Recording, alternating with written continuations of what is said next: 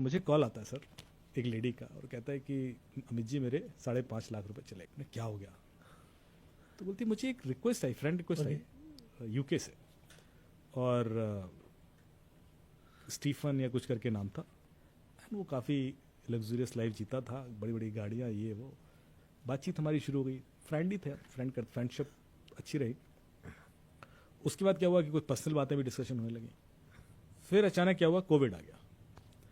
तो बोले वो मुझे फ़ोन आया कि मैंने तुम्हारे लिए कुछ भेजा था और वो कोविड की वजह से फंस गया, वो डिलीवर नहीं हो पा रहा है।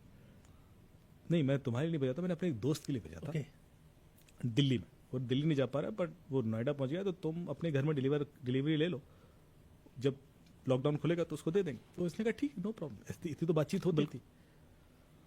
इसको थोड़ी देर बाद कुरियर वाले का फ़ोन आता है कि साहब ये कुरियर आया है, आप ही को डिलीवर करना है। हाँ हाँ, मेरी बात हो गई, पर इसमें तो कैश है इसमें तो ड्रग है। नहीं नहीं, कैश है, ड्रग है। ओके, कैश है। और पहले बोला इसमें तो ज्वेलरी है, ओके, कैश नहीं बोला। तो बोले मैं शॉक्ड हो गई, ज्वेलरी क्यों?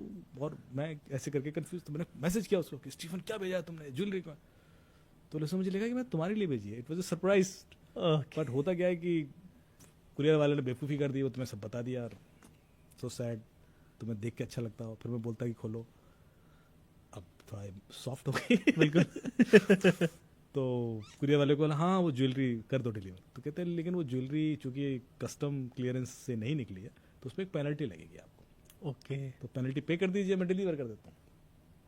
तो बोलते कितने की ज्वेलरी है? तो उसने बताया कि साहब इतने की है और आपको करीब 1.5 लाख रुपए की पेनल्टी देनी है। तो पहले अमाउंट छोटा होता है हमेशा, ओके, मतलब इतना होगा कि 10 लाख की ज्वेलरी 1.5 लाख का पेमेंट है, ठीक है दे देता है, कोई नहीं। उसने कहा ठीक है मैं दे देता हूँ। She transfer. फिर बोले वो कुरियर वाले को फ़ोन करती रही, तो कुरियर वाले का फ़ोन आता है कि मैडम इसमें तो कुछ कैश भी है। तो फिर उसने मैसेज किया कि क्या तुमने कैश क्यों भेजा मुझे? तो हाँ मैंने कैश दे दिया कि मैं क्या करूं, और कोई तरीका नहीं था, और यहाँ से पैसा ट्रांसफ़र नहीं कर पा रहा हूँ, कोविड है और ये वो। उसने 50 रीज़न दिए होंगे, तो आप प्लीज़ ले लो, वो कैश भी ले लो अब देखिए, और ये वो है जो पढ़ी लिखी एजुकेटेड लोग हैं। कुरियर वाला फिर फोन आया कि भाई कैश का क्या करना है? पेनल्टी है। तो उसमें कुछ और पेनल्टी 2.5-3 लाख की, मतलब 5.5 लाख की उन्होंने पेमेंट करते गए लोग, और उसके बाद वो नहीं आया कुरियर तो इसने स्टीफन को बोला कि भाई वो कुरियर नहीं आ रहा है। तो स्टीफन ने भी जवाब देना बंद कर दिया। स्टीवन भी गायब हो गया। अब ये बेचारी, क्योंकि इसने क्या किया इस बीच में, वो 4.5 लाख में कुछ लोन लेके दे दिया कुछ आसपास पड़ोसियों से कि तुम जरा यूपीआई कर दो 50,000 ऐसे करके कुछ किया हुआ। अब प्रेशर ये है कि ज्वेलरी भी नहीं है, कैश भी नहीं है, लोन देना है। Then she shared with her husband, यार ऐसा सा था। तो हस्बैंड ने कहा ऐसा कौन करता है भाई? बिल्कुल सर, मतलब तो फिर ये लोग पुलिस स्टेशन गए। उसमें पुलिस से फिर कॉल मुझे आया कि देखो क्या हो सकता है। We worked out on this case. हमने मुंबई से पकड़ा भी बंदा। ओके, लेकिन सबसे बड़ी बात यह है कि मैंने उस बीच में मैंने उससे पूछा, जब मुझे प्रेशर आने लगा ना, she was calling me every day कि सर प्लीज़ प्लीज़ कुछ कर दीजिए, प्लीज़ कर दीजिए। तो मैंने कहा कि मैडम टाइम लगता है, क्योंकि अभी हम लोग भी हैंडीकैप्ड हैं, प्रायोरिटीज़ हमारी लाइफ में अलग अलग हैं। लेकिन मुझे एक चीज़ समझ में नहीं आई कि आप अपने घर में जो हेल्प है उसको 10,000 रुपये नहीं दोगे। एग्जैक्टली कहेगी मुझे अर्जेंसी में चाहिए, जबकि तुम आपके यहाँ 10 मतलब 3 साल से काम कर रही है, 2 साल से काम कर रही है, आप उस पर ट्रस्ट नहीं करोगे यार ये कहीं ऐसा न लेके भाग जाए। और आपने एक ऐसे व्यक्ति पर ट्रस्ट कर लिया जिससे आप आज तक मिले ही नहीं हो, और वो फेसबुक पे है या ऑनलाइन किसी प्लेटफॉर्म से आपसे कनेक्टेड है, and then you are transferring money just because वो एंडोर्स कर रहा है। तो ऐसा कैसे कर लिया?